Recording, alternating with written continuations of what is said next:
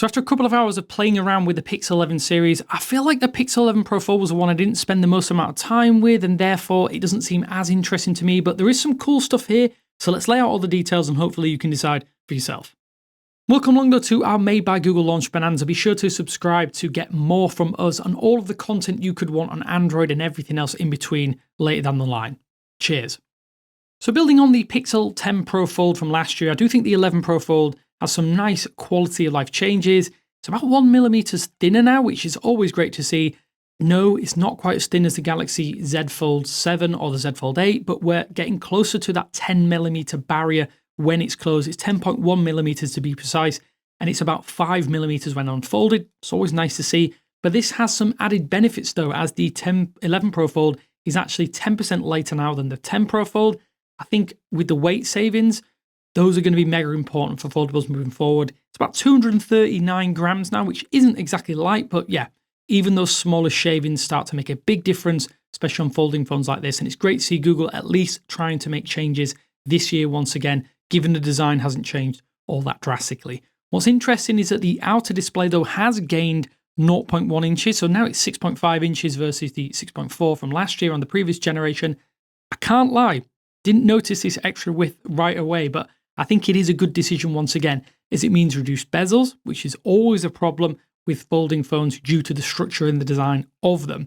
The inner display is still 8 inches, it's basically a square aspect ratio, nothing major here, but there is a brightness bump on that inner display to 3600 nits, I think, at the peak brightness levels.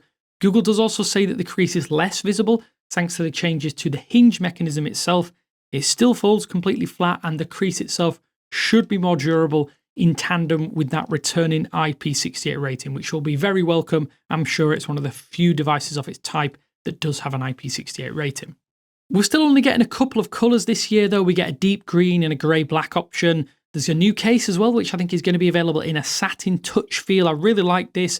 I can see this being a fingerprint magnet, but it's nice to see more accessories for the foldable lineup, as they seem to be a little bit forgotten about. You'll also probably notice the adjusted camera bar straight away. This now consists of two glass strips within or protruding from the circular and squircle cutout.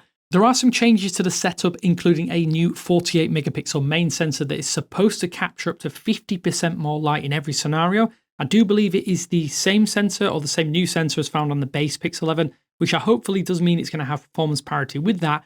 But there is also a redesigned 48 megapixel telephoto camera, which is 30% more sensitive to light, but it also allows, more importantly, for 120 times Pro Zoom, which is a first for the foldable line from Google, and a massive jump up over the limited 20 times zoom, which was found on the 9 Pro Fold and the 10 Pro Fold. So yes, this could be a better touristy camera by virtue of having that Pro Zoom option. We're also getting Pro Stable Video, camera looks, which allows you to just add a filter in real time.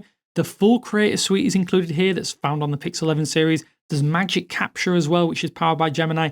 This phone is getting the works, which I think is a really good option. There's even the new highlight function, which isn't found on the base Pixel 11, which has all of those functions baked into the camera bar, so the LED flash capabilities are available with this phone. And I feel like this is the first attempt at a flagship level foldable camera from Google, which I think is really good, given how expensive this phone is to buy and go out and buy compared to the base models.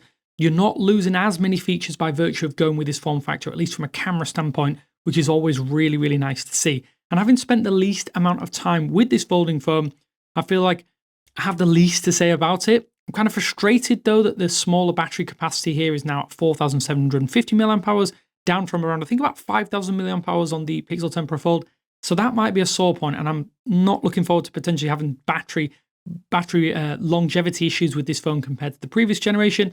But it is also the only model that has 16 gigabytes of RAM as standard, whereas the other devices you have to pay for an upgrade to 1 terabyte to get that.